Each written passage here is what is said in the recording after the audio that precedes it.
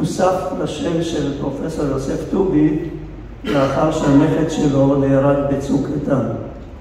אז הוא החליט להוסיף את השם של הנכד, וכך הוא נקרא היום פרופסור יוסף יובל טובי. פרופסור יובל טובי הוא פרופסור אמריטוס לשירה עברית בימי הביניים בחוג לספרות עברית והשוואתית באוניברסיטת חיפה. הוא גם ראש המרכז בן שלום לחקר יהדות תימן במכון בן צבי בירושלים. אני לא ארחיב עוד, כי אם נרחיב אני אקח את כל הזמן של ההרצאה, כי זה ממש, הוא כתב המוני ספרים, הרצאות בלי סוף. הספר האחרון שלו היה רבי שלום שבזי בהוצאת מרכז שזר, הוא קצת ידבר על זה. במסגרת איזשהו מיזם של תיעוד של גדולי האומה, אז גם רבי שלום שבזי נכנס למיזם הזה של גדולי האומה, ופרופסור טובי כתב את ספר שיצא כבר לאור, הוא נמצא בחנויות הספרים, הוא לא נמצא פה, הוא לא הביא את זה איתו, כמו שאמרנו זה לא תוכנן, ההרצאה הזאת לא תוכננה הרבה זמן מראש, זה מאתמול לעכשיו, אבל אפשר למצוא את הספר הזה בחנויות. ההרצאה שלנו תהיה כמובן על רבי שלום שבזי, אבל לא רק, הוא ירחיב גם בנושאים נוספים. אני מבטיח לכם שהכל יהיה מעניין. אז תודה רבה קודם כל לכם שבאתם, תודה רבה לפרופסור טובי ולאשתו ציביה שהגיעו לכאן, ואני מתכבד להזמין את פרופסור טובי לתת את ההרצאה.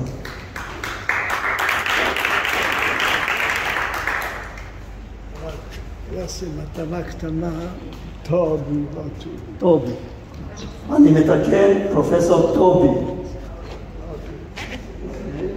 תודה רבה.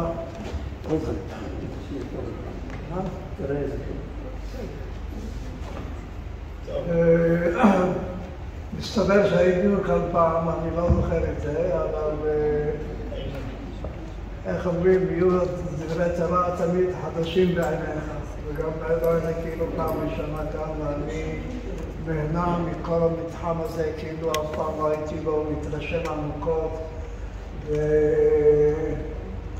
כן, התודות כמובן והברכות למי שארגנו, ציון ויוסי, ואני מניח גם אחרים שאינני מכיר אותם. על כל פנים, לפי מיטב ידיעתי, זה המרכז הגדול והיפה על הפעילות. אני לא יכול להעיד, ולכן אני לא אעיד, אבל מבחינת המראה, זה המרכז, המתחם, שאין כמוהו בשום מקום, לא בירושלים, לא בתל אביב, לא בראש העין, לא בפתח תקווה, וכן, כל הכבוד שיהודי תימן הקימו מרכז כזה בעיר האבות, בעירו של אברהם אבינו. לעצם הנושא. אם כן, אני מתנצל קודם כל, אבל זה לא באשמתי, שדיברתי בבית הכנסת במנחה למערים על רבי שלום שבזי, ואני שוב אדבר עליו, אבל כבר אמרתי, דברי בתורה תמיד יהיו בעיניך כחדשים, ואין בית מדרש ולא חידוש, ואחר כך אנחנו אומרים, אני מקווה שגם העניין הזה יהיו חידושים מסוימים. אני רק אשים לי את הטלפון שאני אדע מה השעה. אוקיי. אם כן, נתחיל בשמו. רבי שלום שבזי ושם הפרטי, שלום או שלם? אם כן, שמו שלום. במבצע של רבי שלום שבזי ושל בני משפחתו, של כל יהודי דרום תימן, שלום, אומרים שלם, שבוע שלם, מפני שאהבו את הצירי כחולם. עכשיו, אני יודע שהסומנים שאני נמנה עליהם, מתלוצצים לפעמים על המבצע הזה, כן? אבל גם השאר רבים מוחצים, מתלוצצים על הסמרנים ועל המבצע שלהם. בסדר, יש מהלומות הדדיות. על כל פנים, השם הוא מבחינת הכתיב שלום. ההגייה, יש הוגים שלום ויש הוגים שלם. מה יותר נכון? אמר לכם, כנראה שההגייה יותר נכונה של הצרה, של החולם כצרה, היא הגייה שיש לה על מה להסתמך. זה לא המצאה של השרבים. למה אני אומר את זה? היה חכם קראי במאה העשירית בשם רבי יעקב הקרקסני, שהוא כתב באחד הספרים שלו בערבית, ערבית יהודית, ערבית באותיות עבריות, הוא כתב אהל אל-ימן ואהל אל-עיראק ואהל אל-פרס ומפרס, איראן של ימינו, הוגים את החולם כצרה. יש לנו עדות מלפני למעלה מ1,000 שנים. אני השתמשתי קצת בנושא הזה, והבאתי לכך עדויות מן המקרא, שיש חילופים של צרה לחולם. וביססתי את הדעה, ואני לא אכנס עכשיו כאן לפרטים, שזה כנראה היה המבצע של אנשי ממלכת יהודה, להבדיל מהמבצע של אנשי ממלכת ישראל. כן? ולכן, שם זה בשירים שלו, חורז גם את מילים שמסתיימות בצרה, עם מילים שמסתיימות בחלום. אספר לכם סיפור שפעם אחת התארחנו, רעייתי ואני, בבית ידידנו דוקטור יהודה עמיר ברעננה, בבית כנסת, סליחה על הביטוי, של האליטה הסומענית. ביקשו ממני לומר משהו אחרי תפילת מוסף, דיברתי על העניין הזה, ואמרתי שזה כנראה המבצע של יהודי תימן, ויהודי תימן, עיראק ופרס, הם מהגלות הראשונה, מהגלות הבית הראשון שהיה של ממלכת יהודה, ולכן נשאר בפיהם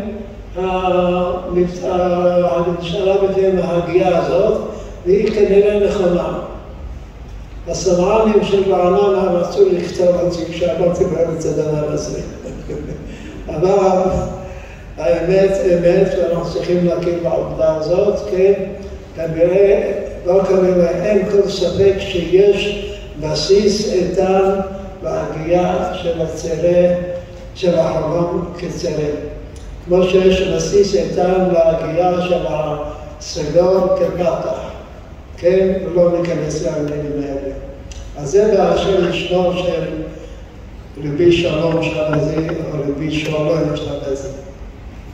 עכשיו, למה הוא כתב את השם שלו בלי ו', חתם הרבה פעמים בלי ו', מסתבר, כפי שראיתי באחת מהתשובות של אחד מחכמי מצרים במאה ה-15, הוא התייחס בכתיבת המילה שלום, והוא אמר שזה אחד משמותיו של הקדוש ברוך הוא. לכן, כשאנחנו משתמשים בזה בצורך של חום, אנחנו משמיטים את הדת. כמו שכותבים את שם השם, יוד ה' ו' ה', שמים מקף, או כותבים קוף, או כל מיני צורות אחרות. אם כן, זו הסיבה שמדבר עכשיו לא על ההגייה, אלא על הכתיב. שין למד מ' במקום שין למד ו'. אוקיי, עכשיו למה קראו לו שבזי? אז מסתבר שהוא לא ממשפחת שבזי, הוא ממשפחת משתא. אביו היה משורר גם כן, וקראו לו יוסף בן אביגד משתא. מה זה משתא? לא יודעים, יש כל מיני הסברים. ככל הנראה שם של אישה, כי מצאנו באיזה מצב החוקרים שהיו בעדה לפני זמן רב, לפני 100 שנה לפחות, ועשו שם קברים בימי הביניים של יהודים, ויהודי אדם, בניגוד ליהודי סנעה, ואני לא זוכר איך זה יהודי שרע או יהודי ירים, אולי תגידו לי כאן, היו כותבים כתובות על המצבות של הקברים, בסנעה לא כתבו. לא, וגם לא היו עולים ביום השנה או משהו כזה. אז אינני יודע, לא היו כותבים כתובות. לא היו מצבות. על המצבות, לא היו מצבות אפילו. אבל באדם היו מצבות וכתבו שמות של הנפטרים, ויש שם מופיע מישהי שקוראים לה משתא. כנראה המשפחה של שבזי נקראה על שם אחת האימהות היה לה מעמד חשוב. אז איך הגיע השם שבזי? אז הוא כותב, אני נולדתי בעיר שבז, ולכן אימצתי אני לעצמי את השם שבזי. כן? אף אחד מבני משפחתו, מדורו או מדורות שכתבו לו, לא נקראים שבזי, רק הוא וצאצאיו. אם כן, הבנו עכשיו מה זה רבי שלום שבזי. עכשיו, מה אנחנו יודעים עליו? כמעט שום דבר. למרות שהוא האישיות החשובה ביותר של יהודי תימן. לא הייתה אישיות כזאת בכל תולדותיה של יהדות תימן. לא בסנעה ולא בירים ולא באדם ולא בשרעב ולא בחבן.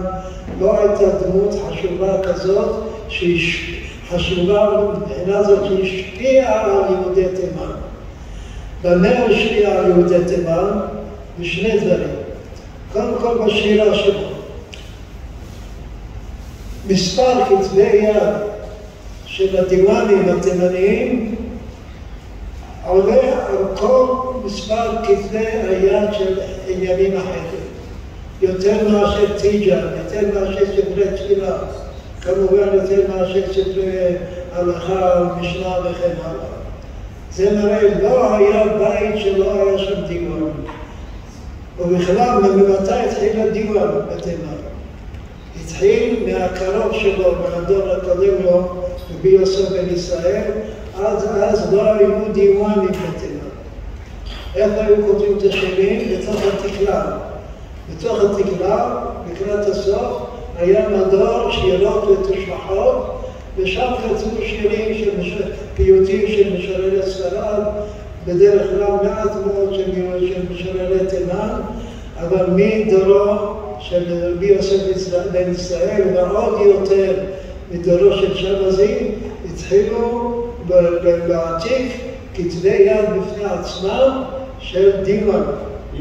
ורוב השירים בדיוואן הם של רבי שלום שבזי. בשביל זה אנחנו מוצאים הרבה מאוד שבשער של הדיוואן כתוב שירי שבזי, למרות שיש שם גם שירים של משוררים אחרים. אז זה רק מראה את המקום המרכזי שלו בשירת תימן, לא רק בכתבי היד, אלא גם בשירים שהרגילים לשיר בשבתות, בחגים, בחתונות, ובכל מיני אירועים. השירים שלו, הוא חתם עליהם, תמיד לא הזכיר את שמו. לקראת הסוף, כן, שלו בכל מה שנקרא בחתימה בראשי התורים, או בסוף הוא אומר, אני שורר בכך וכך, כן, לפי זה אנחנו מזהים את השירים שלו. אם שיר לא מוצאים את החתימה שלו, אז זה כנראה לא שלו. למרות שיש מי שמייחסים ואומרים כל השירים הם של שירי שבזי. אם כן, המקור לידיעה לרבי שלום שבזי משני מקורות. האגדות והשירים שלו. האגדות נפוצו הרבה מאוד, בעיקר בדרום תימן. המון אגדות. אבל הוא כינס אותם לפני הרבה שנים, הרב סעדיה חוזר בספר מיוחד, אבל אגדות, כפי שכבר אמרתי בבית הכנסת מקודם, זה לא מקור שאפשר לסמוך עליו. לעומת זאת, השירים שלו, ושירים שכתבו אחרים אליו ועליו, הם מקור חשוב מאוד שאפשר כמובן לסמוך עליו. הבעיה היא שחלק קטן בלבד מן השירים שלו נודע בנו, כי רובם נשארו תמונים וגנוזים בכתבי היד. בסייעתא דשמיא, לפני שנים רבות, התחלתי בפרויקט של כינוס שירי שבזי. ידידי דוקטור יהודה עמיר שהזכרתי אותו מקודם, גם הוא עסק בפרויקט הזה, ורשם, במקביל למה שאני רשמתי, הוא העמיד ברשותי גם את מה שהוא הגיע אליו. הגענו שיש שירים מזוהים בבירור, רבי שלום שבזי, לא פחות מ-850 שירים. זה אחד מגדולי המשוררים של עם ישראל לדורותיהם. אם זה הפייטנים הקדומים בארץ ישראל, כמו ינאי, יוסף בן יוסף, ואלעזר הקלירי, ואם זה משוררי ספרד, יהודה הלוי, מדבירון, משה בן עזרא, שמואל הנגיד וכו'. אין אף אחד שמגיע לכמות עצומה כזאת של שירים. סליחה. אבל איתרע מזלם של המשוררים בארץ ישראל, הפייטנים הקדומים, של משוררי ספרד, שהחוקרים של חוכמת ישראל מאז המאה ה-19 התעניינו בשירים שלהם, במיוחד לאחר שהתגלתה הגניזה בקהיר, והוציאו דיוואנים של המשוררים. ביאליק למשל, המשורר חיים נחמן ביאליק, היה מאוהב בשירת ספרד, הוציא את הדיוואן של רבי שלמה בן גבירון, וכמובן הרבה אחרים הוציאו עשרות פרסומים, ספרים, שהוציאו חוקרים אקדמיים, כן, מן האוניברסיטאות, באירופה, כמובן בעיקר בישראל, אבל גם באירופה, בארצות הברית, בגרמניה, של שירי ספרד ושירי הפייטנים הקדומים, ועוד המלאכה נמשכת. בשירת שבזי כמעט לא נמצא דורש. מי שעסק התחיל לעסוק בזה, מי שהביא את הידע הראשון לארץ ישראל וליהדות באירופה, לאנשי חוכמת ישראל, על רבי שלום שבזי, היה רבי יעקב ספיר. רבי יעקב ספיר היה שלוח, שדר, שליחת אל הבמה של הקהילת הפרושים בירושלים, שהגיע איכשהו לתימן, הוא לא היה מעד להגיע לתימן, אבל הגיע לתימן, נשאר שם למעלה משנה, הכיר היטב את כל המנהגים והמסורות של יהודי תימן, וכתב ספר בשם אבן ספיר בשני חלקים. הספר הזה הוא היה בתימן בשנת 1856, כן? זאת אומרת, לפני למעלה מ-170 שנה, כמעט 170 שנה, והספר הזה התפרסם, כפי שאמרתי, באירופה, ויש שם פרק גדול מאוד על רבי שלום שבזי, אפילו הוא מביא שם שירים של רבי שלום שבזי, וכך נחשפה לראשונה דמותו של רבי שלום שבזי גם מחוץ לתימן. דבר נוסף, כשהוא חזר לארץ ישראל, הוא הוציא לאור את ספר חמדת ימים של רבי שלום שבזי, זה הפירוש המדרשי על התורה. מאז יצאו כמה מהדורות, כולל המהדורה המפוארת של ציון בר מעוז ו5 כרכים, כן, שכל כרך מוקדש לאחד מהחודשים. בספר הזה, עמדת ימים, יש ידיעות, שתי ידיעות חשובות על רבי שלום שבזי שהוא כותב על עצמו. וכאן זה מתקשר למה שאמרתי, מה שאנחנו יודעים על שבזי, זה בעיקר רק מתוך מה שהוא כתב על עצמו.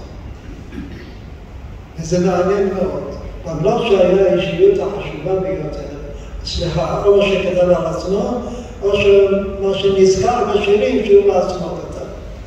זה מעניין מאוד, מפני שלמרות הגדולה שלו והחשיבות שלו בכל רחבי תימן, לא נשאר מכתב אחד, לא נשארה תעודה אחת שמתייחסת אליו. נשארו שירים, אבל לא תעודה, לא מסמך, לא מעשה בדין.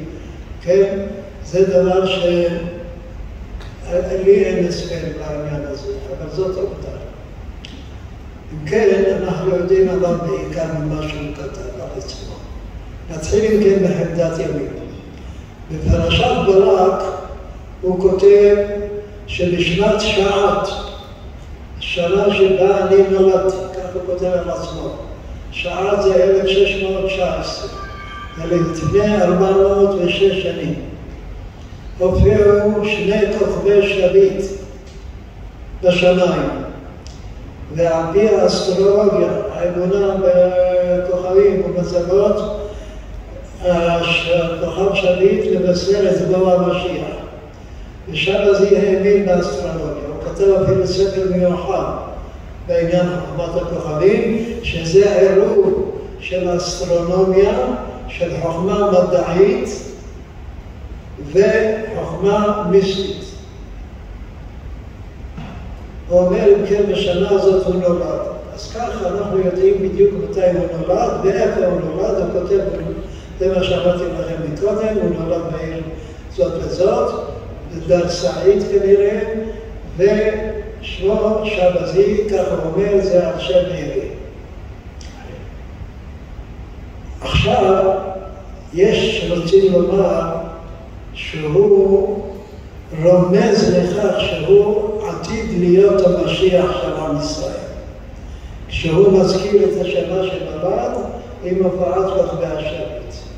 יש חוקר מבר אילן, פרופסור שאול רגב, שכתב על זה מאמר, האם רבי שלום שבזי האמין שהוא עתיד להיות המשיח. אבל כנראה לא. על כל פנים, הייתה לו אמונה משיחית חזקה מאוד. ותכף אני אפרט. אבל אני רוצה להסביר כאן, שנהיה מודעים לעניין הזה. האמונה המשיחית היא כמובן עוד בתקופת המקרא. מדובר על המשיח בספר דניאל, וגם במקומות אחרים. זכריה ועוד. אבל האמונה החזקה בבוא משביעת המשיח ואי ההתנערות מן האמונה הזאת, זה קשור גם במצב של היהודים בכל גלות וגלות. יש גלויות, בכל הגלויות, שהמצב הכלכלי, המצב החברתי, הרדיפה של השלטונות, גם של הנוצרים בזמן מסע עצמם, גם בכל ארצות האסלאם, ואנחנו ראינו את זה רק, ורואים את זה היום עד עכשיו יום יום, כן, הביאו יהודים לוותר על אמונתם. לא יכלו לשאת יותר את הלחץ, את המצוקה של החיים שלהם, והחליטו להתאסלם. גם בתימן, בכל הדורות, היו מתאסלמים.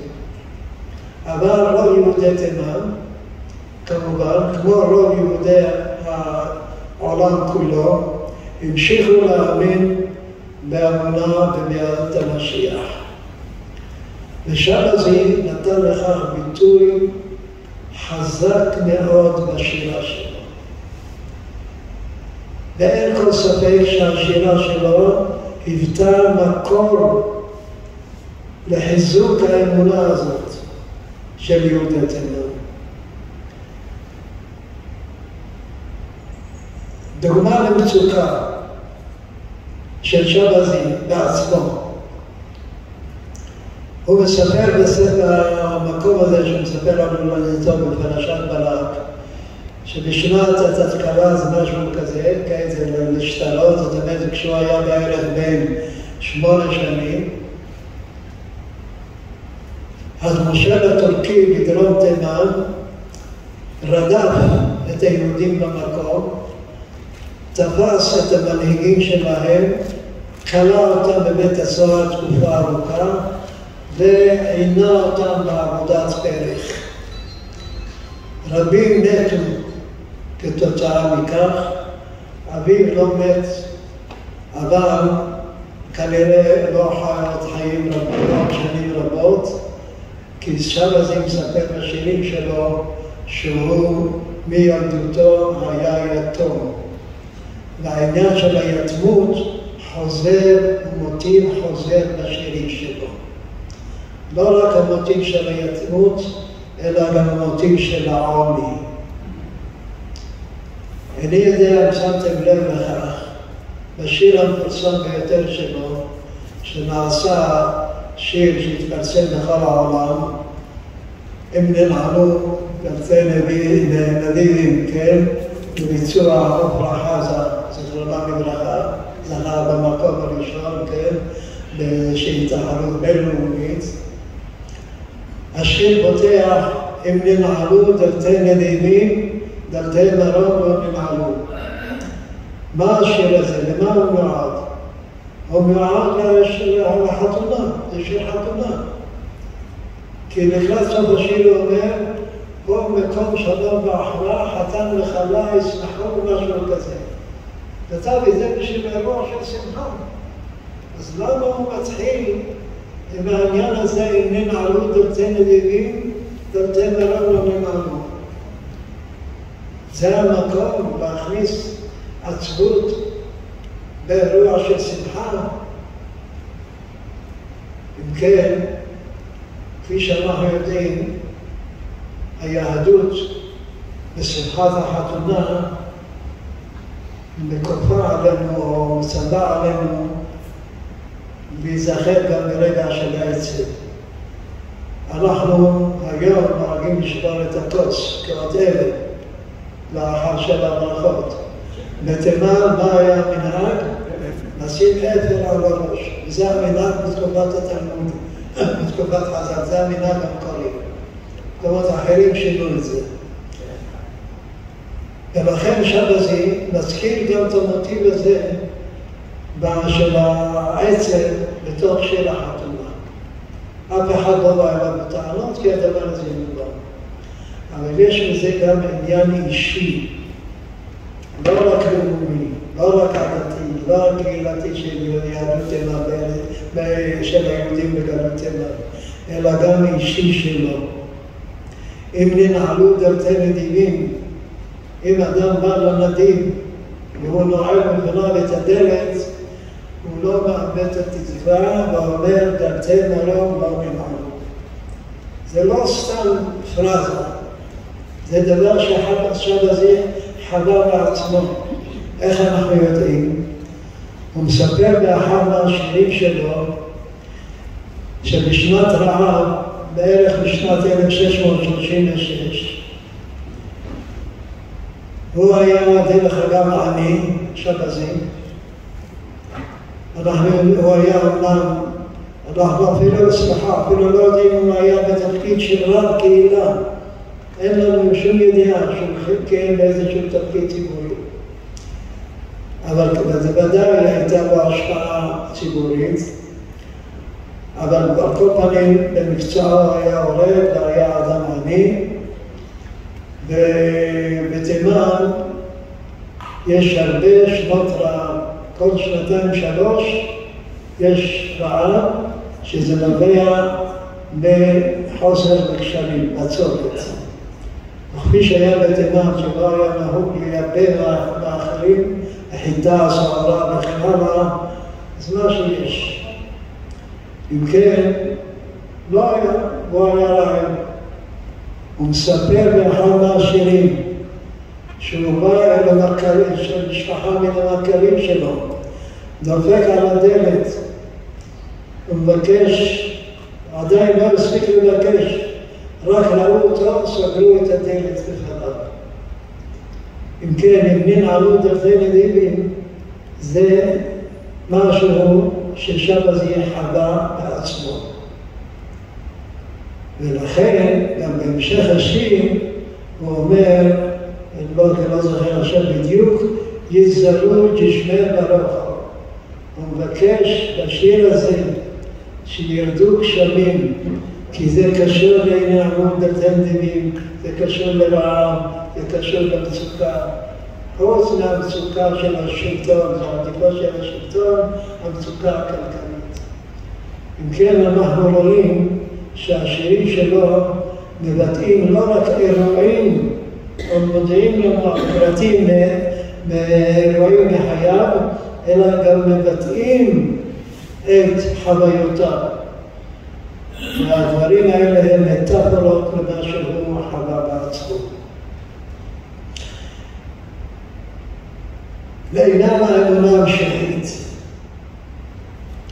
שבז חיזק את התקוות במשיח, בביאת המשיח.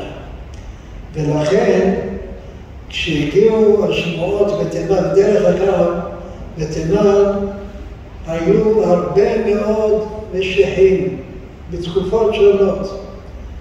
אנחנו יודעים שכבר במאה ה-12 הופיע המשיח שקר בתימן. מספר, מזכיר אותו, מתייחס אליו הרמב"ם מאיגרת תימן. והוא באיגרת שכתב לרבי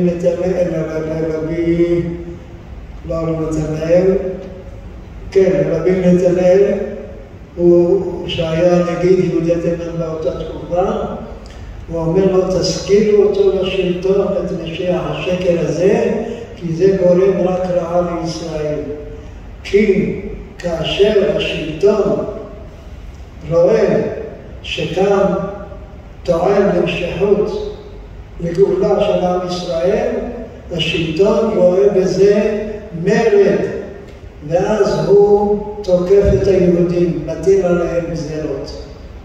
ואנחנו יודעים שאומנם זה כך היה. לא הסגירו אותו, אבל השלטונות תפסו אותו. אם כן, וגם במאה ה-15 הופיע משיח שקר. וגם במאה ה-19 הופיעו 3 משיחי שקר. 2 ידועים בשם שוקר כוחני. אולי שמעתם על המשיחי שקר האלה. אבל כל אלה משיחים שקמו בתימן עצמם. אבל במאה ה-17, בימיו של רבי שלום שבזי, הופיע משיח השקר הגדול ביותר בכל תולדות ישראל, שבתאי צבי, שהיה מקהילת יהודי איזמיר שבטורקיה. והייתה לו השפעה עצומה על כל קהילות ישראל. אין כמעט קהילה במזרח אירופה, במערב אירופה, בצפון אפריקה, בארץ ישראל, בארצות המזרח, במצרים. גם הנביא שלו היה מעזה, נתן מעזתי, כן? עד לפני 100 שנים הייתה פחות, הייתה אפילו קהילה גדולה יהודית בעזה. ושבזי, וגם כשהגיעו השמות האלה לתימן, הרבה נתפסו אליה, כולל שבזי.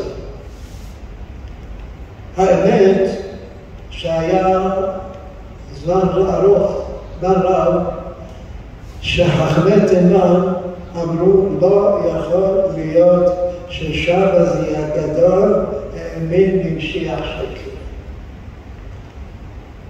אתם אולי זוכרים שאחד השירים ששרים בשבת אומרים סביר סדריק במזרחו ויומו. אני זוכר, הייתי בידידות, למרות הבדל השנים, עם רבי יחיא השייח, ואמרתי לו שלפי דעתי זה רמז לצבי שתה צבי. הוא לא היה מוכן לקבל את זה, אפילו כעס עליי. איך אתה אומר דבר כזה על גדול חכמי תימן, גדול האישיים של יהודי תימן. אבל במקביל, פרופסור יהודה רצבי זיכרונו לברכה, ואני, לפני שנים רבות, מצאנו שמכתב יד של שבזי, שלא התפרסם בדפוס, ששם הוא מזכיר במפורש את שבתאי צבי. מזכיר גם את נתן העזתי הנביא שלו. ולא רק זה, שבזי פונה אל ידידו, ואומר לו, קום, תמכור את כל מה שיש לך ותעלה לארץ ישראל, המשיח בא. התברר בסופו של דבר, כמובן, ששבתאי צבי היה משיח שקר. איך זה התברר? אינני יודע אם הדבר הזה ידוע לכם. הוא בא אל הסולטן, ראש האימפריה העות'מאנית, הטורקית, בקוסטנטינופול, בקושטא, ששלטה באותה תקופה גם על תימן, ואמר לו, עכשיו הגיעה הגאולה של עם ישראל, אנחנו נשלט בעולם. הסולטן לא היסס לרגע, אמר לו, או שאתה מתאסלם או שאני מוציא אותך להורג. מה עשה שבתאי צבי? איך אומרים בלעג התימני? צלב.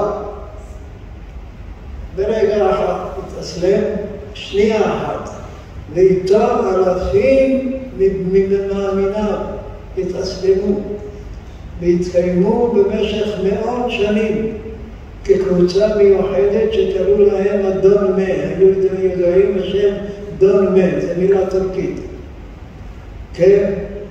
ויש אומרים שאפילו אטאטורק, זה שהקים את טורקיה החדשה, אבי הטורקים, כן? שהוא היה מיתת אדון מת. על כל פנים, שבזי, או סליחה, לכן אני צריך לומר, האמונה הזאת של יהודי תימן ושבתאי צבי גררה עליהם גזרות ותקוות קשות מן השלטון הזיידי. בתימן, בתקופתו היה האימאם אסמאעיל, כן? אסמאעיל המתווקל, שהיה קיצוני מאוד בדתו, הייתה לו עמדה חזקה מאוד מבחינה מדינית, כי הוא הרחיב את גבולותיה של תימן, כן? והוא גזר גזירות שונות על יהודי תימן. ביטל את החוקים של מה שנקרא של הבימה, של החסות, של נשים ליהודים לחיות על פי דתם. לא רק זה, גם אחרי שהתברר ששבתאי צבי היה משיח שקר, וזה קרה בשנת תכ"ו, 1666. בשנה שלאחריה, תכ"ז, 1667, יצא אחד מחכמי סמר, סליימן, שלא היה לו תפקיד ציבורי, אבל הוא היה אחד מחכמי תימן, שיצא עם כמה מבני חבורתו, ומתוך אמונה שהגיעה הגאולה של עם ישראל. הוא בא אל המושל בסנא, האימאם אז לא היה בסנא, היה בעיר אחרת, בא אל המושל בסנא, ועל זה יש לנו תיעוד מפורט. ואומר לו, תרד מהכיסא, עכשיו אני צריך לשבת על הכיסא הזה, אנחנו עכשיו שולטים. וגם כאן, המושל לא היסס. הודיע את זה לאימאם, היה בעיר סדלה, צפונית לסנא, והוא לא עושה את זה בדרום. לא זוכר כרגע של העיר, לא משנה. וציווה עליו על המושל והוציא אותו להורג. ואכן תלו אותו ברחבת העיר שקראו לה רחבתה, רחבה מחוץ לעיר, תלו אותו, ומאז היה הכינוי שלו רבי סליימן על הפתח. כלומר זה שכרתו את ראשו, אחר שתלו אותו גם כרתו את ראשו, והשאירו את גופתו שתרקב ולא קרבו אותה. זה היה אירוע מזעזע. מה הם שבתי שהאמין בביאת המשיח וראה את התוצאה של שבתאי של סליימן על הפתח? האם הוא איבד את האמונה בביאת המשיח? האם הוא ראה באמונה בביאת המשיח דבר שלילי, דבר שלא צריך לעשות אותו כי זה גורם צרות לעם ישראל? לא. ואחר כל האירועים הקשים האלה, לפתחם אצלך, אני צריך עוד להוסיף, ששנת תכ"ז ידועה בקרב יהודי תימן כשנת גזירת העטרות, מפני שהאימאם אסמאעיל, יותר נכון היורש שלו, על פי אחמד, כן? על פי ההוראה של אסמאעיל, שבארץ, על ארץ מיתתו בדם, כן? ציווה על היורש שלו, האימאם שירש אותו, לגרש את כל היהודים מתימן, כן? זה למאוזה, זה מה שנקרא גלות מאוזה, ולבטל את כל החוקים שאפשרו להם לחיות כבני אדם שמאמינים בדת שלהם. ובין היתר אסר עליהם לחבוש את העטרות, שזה היה כיסוי ראש מכובד לגברים, וזה מבחינת יהודי תימן הייתה ההשפלה הגדולה ביותר. לכן קראו לשנה הזאת שנת העטרות, שנת גזירת העטרות. אבל מבחינה מעשית, והוא גם הרס את בית הכנסת שלהם המרכזי, שהיה בתוככי העיר צמא, ועוד כל מיני גזירות אחרות, הגדיל את הג'יזיה, את המס, החסות שהם צריכים לשלם, ועוד כל מיני גזירות אחרים, תלכו שלהם. אבל כמובן מבחינה מעשית, הגזירה הקשה ביותר הייתה גלות מאוזה. מאוזה זה מקום במערב תימן, סמוך לעיר מוחה. אתה תגיד לי, מתי אנחנו צריכים לנוע? עוד 10 דקות. כמה? 10 דקות. 10 דקות, אז אני לא אדבר על הנושא השני, נשאר לשם הזה. כן, מאוזה זה מקום עיירה במערב תימן, סמוך לעיר הנמל מוחה. מה זה מוחה? כולם מכירים את המילה הזאת, רק במבטא אחר. מוקה, קפה מוקה, אתם יודעים מה זה?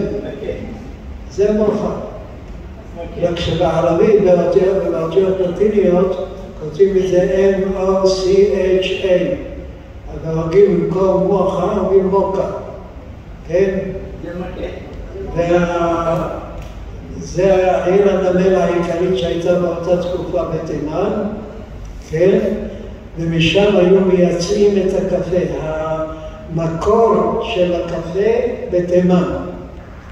משם זה הגיע לקונסטבקושטה, לאימפריה העות'מאנית, משם זה הגיע לווינה, למלכות האוסטרו-הונגרית, ומשם לרחבי העולם כולו. כן, אבל המקור זה בתימן.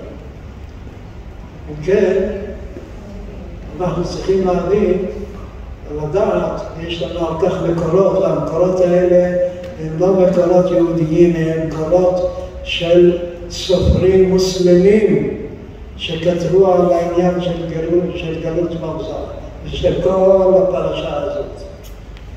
בכלל, אני מבקש להפנות את תשומת הלב שרוב הידיעות על יהודי תימן באים לא מהמקורות היהודיים, אלא דווקא מהמקורות הערביים.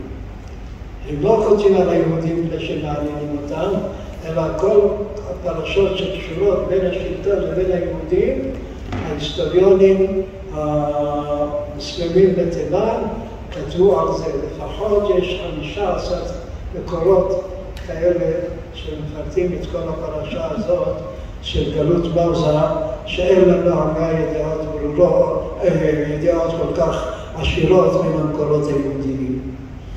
אם כן, למה הגלה אותם למרזה? מה יש למרזה? מסתבר רבותיי, שהוא רצה, רבותיי וגבירותיי, צריך לומר בימים אלה, כן?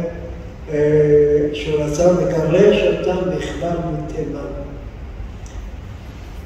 רצה לגרש אותם וכבר בא בדברים, לא בדברים, במכתבים, עם מלכויות מוסלמיות מחוץ לתימן, במזרח אפריקה ובהודו. בהודו הייתה אז מלכות מוסלמית של המוגול, כך קראו להם, אבל מסתבר, וגם אמר להם, תיקחו את היהודים, תתעשרו מזה, תיקחו מהם את הג'יזיה, את מס החסות, אבל לא רצו את העסקה הזאת. אז הוא חשב שהם יוציאו אותם תחילה למרזה ומשם החוצה, אבל לא עלה בידו. ואז הם נתקעו במרזה. מה לגבי שבת? אחרי שהוא עצמו היה לא רק ער למאורעות האלה, אלא הוא היה יחד עם הגולים. יצאו גולים מכל רחבי תימן. יש כנראה קהילה אחת שלא יצאו ממנה, קהילת יהודי ג'יבלה, לא רחוק מירים, כן? שממנה לא יצאו לגלות. יש לנו עדויות על כך. על כל פנים שבזי בעצמו יצא, ובאחד השירים שלו הוא מתאר את ההליכה בגלות. בהקשר זה אני אומר פרט שרציתי לדבר עליו בהרחבה, אבל אולי בהזדמנות אחרת. אני אשמח לבוא, ציון, יוסי, אני אשמח לבוא פעם. יש סופר מוסלמי מתימן בנימינו, עלי מוקרי, יליד תעז, שסופר, היה עיתונאי, משורר, חי עד היום, אבל הוא כתב דברים שלא מצאו חן בעיני חכמי האסלאם בתימן, החכמים הזיידים. הוא למשל כתב ספר שבו ביקש להוכיח ששתיית יין איננה אסורה מן הקוראן. הוא כתב ספר שבא לגנות את המסורת של המוסלמים להקנות לאנשים מעמד נמוך לעומת הגברים, ועוד כל מיני דברים כאלה שלא רצו לחבריהם, רצו להרוג אותו, ואז הוא ברח לפריז, הוא חי שם עד היום, מתקבל בזרועות פתוחות, ושם פרסם הרבה ספרים, כן, שתרגמו בערבית, שתרגמו לאנגלית, צרפתית, איטלקית, וכן הלאה. אני אפילו פעם אחת דיברתי איתו בטלפון. למה אני מזכיר אותו? כי הוא כתב ספר שנקרא בערבית על יהודי החאלי, היהודי היפה. הספר הזה כתב אותו בערבית, וזה רומן אהבה בין הבת של הקאדי בעיר מסוימת, הריידה בתימן, לבין הבן של המורים של הקהילה הזאת. והבת הזאת מבוגרת מהנער היהודי בכמה וכמה שנים. ואיך הם הכירו? הוא היה בא להביא להם כל מיני דברים שהיהודים היו צריכים להביא לקאדי. והיא הייתה לה אותו והיא דהרה פה. כמובן לא היהודים הסכימו לזה ולא המוסלמים הסכימו לזה, אז הם נאלצו לעזוב את העיר והתחתנו. התחתנו וילדו ילד. והסיפור ממשיך.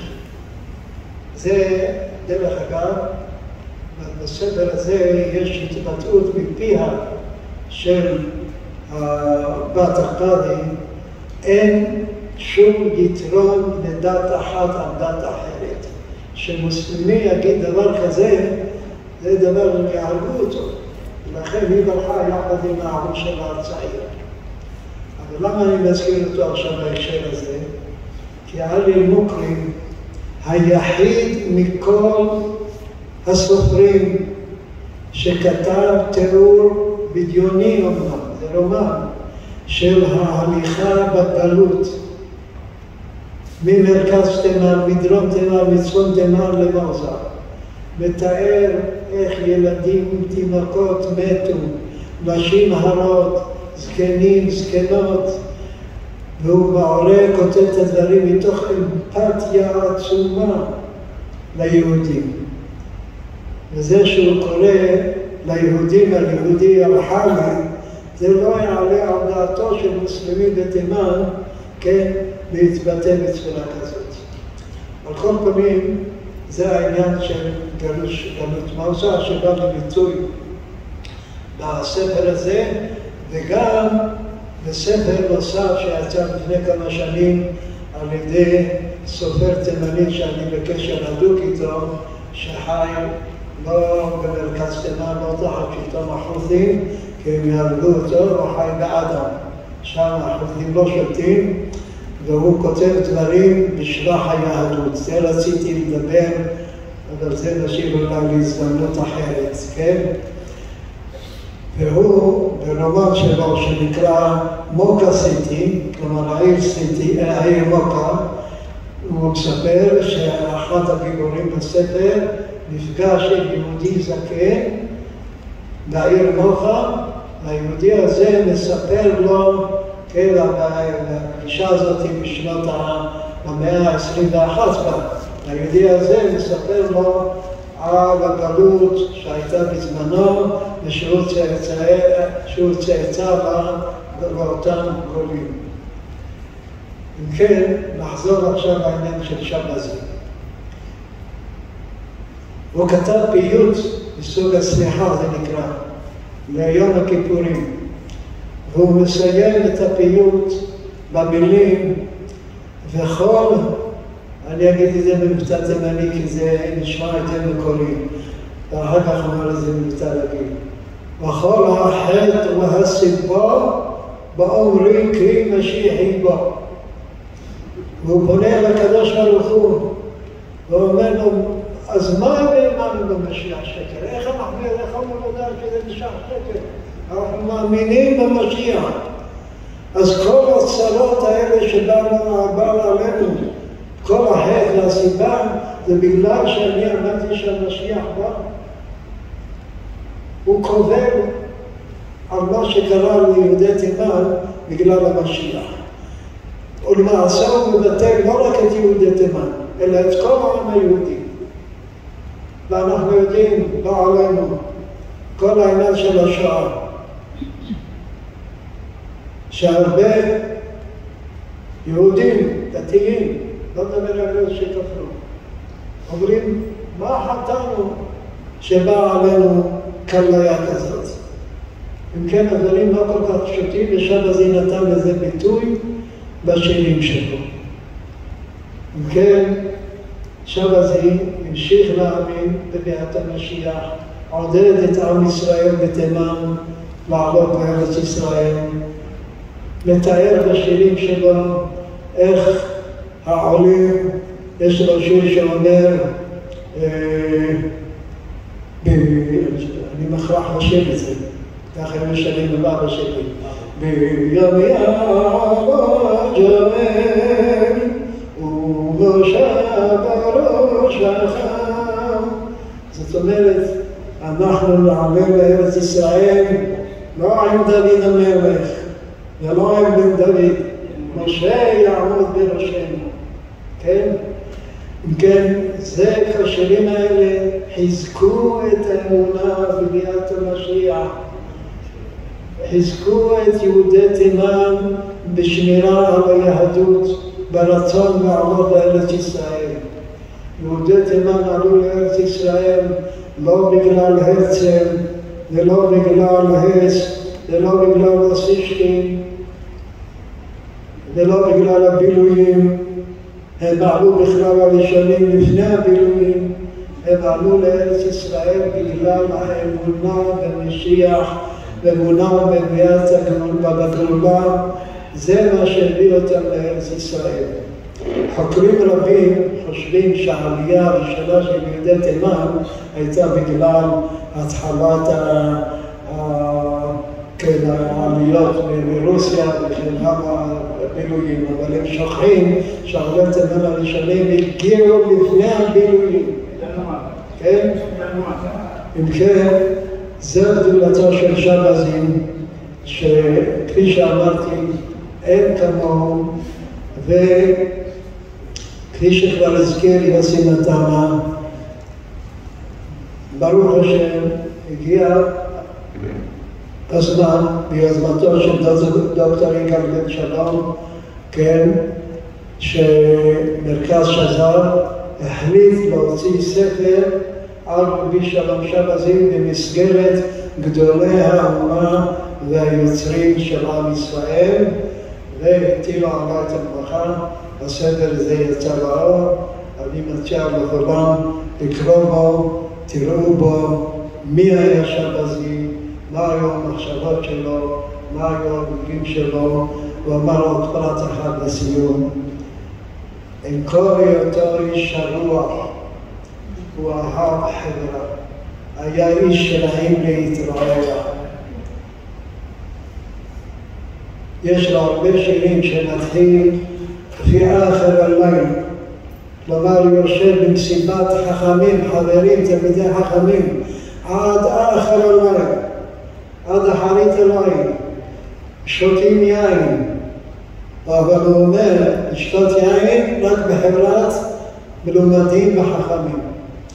והוא התכתב עם ידידים שלו בכל רחבי תימן, עד צפון תימן, מדרום תימן, למעלה מ-120 שירים שהוא החליף עם ידידים שלו. והם יצאו לאור, יוצאים לאור עכשיו בכרך השני של כינוס שבזי שאני עשיתי. כן, כל השירים האלה יוצאים, והוא חלק גדול, רובם אולי אפילו בערבית מתורגמים לעברית, ויש גם כמה שירים שהגיעו אלינו מהידידים שלו שכתבו לו.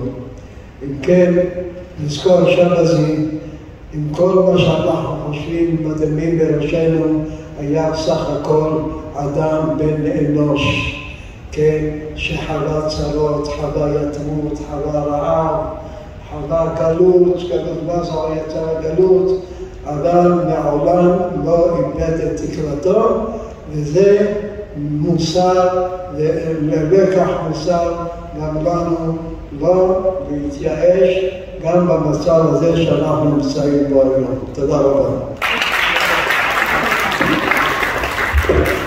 הצעה מרתקת, תודה רבה. אולי יש שאלות, אז שאלות, אם יש שאלות, אז הנה נתחיל עם אביגיל. בכל פעם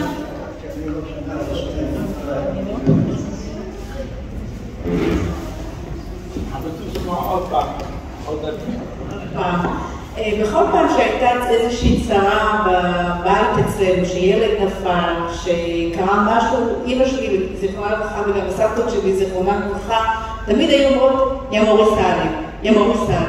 זאת אומרת שאני מבינה שחוץ מהעניין הזה שהוא היה משורר גדול ואיש הגות ויוצר גדול, אנשים האמינו בו ובכל מיני סגולות של ריפוי, של הצלה, של כמו איזה בבא כזה. זה נכון?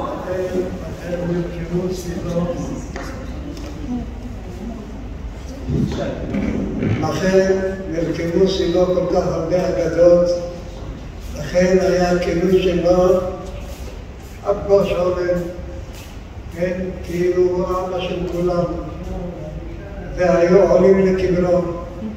וממי זיכרונו לברכה, שבשנים הראשונות בנישואיה עלתה יחד עם אבא שלי ושמה בכבד שלו את העז, ברוך השם נפקדה, וקרא לבן האחי הגדול שיערי תמיד, קרא לו שלום. שלום זה אחד השמות הנפוצים ביותר בקרב יהודי תימן, מכוחו של רבי שלום שבזי. עוד שאלות? איפה הוא קבור היום? זה סיפור טרגי. הוא קבור בית העז. אבל מסתבר, אני שמעתי על כך עדויות מפי חברים גרמנים שהגיעו לשם. השלטון המוסלמי כיסה, לפני החוטים, כיסה את הקרן שלו, בנו על זה בית ספר. זהו, הייתה בזמנו, היה ניסיון של עזרא צוריאל שהיה מזכיר בכנסת, כן, היה, וגם ישראל ישעיהו היה בעולם וזה ועוד אישים, להעלות את עצמותם של שבזי לארץ. אבל תאמינו לי מבחינה אישית, העניין של עלייה בכללים, כמו מרוקנים, כמו חב"דניקים, כמו, איך קוראים להם אלה שעולים ברסלבים. יש לנו שירים שלו, יש לנו ספרים שלו, וזה לקבל את העדות. זה שעולים על הקבר, עם דעתי האישית, לא מתלהבת. שאלות נוספות? אז אולי שאלה אחרונה שלי. יש הערכה למספר יהודים שנפטרו בגלות מוזה? שנפטרו, שהלכו לעולמם בגלל גלות מוזה. יש הערכות, אומרים שליש ליהודי תימן, אבל זה הערכות שכמובן במהומות האלה שהאמונה הזאת שקטה שומעים על מי שמת בקושי גדול.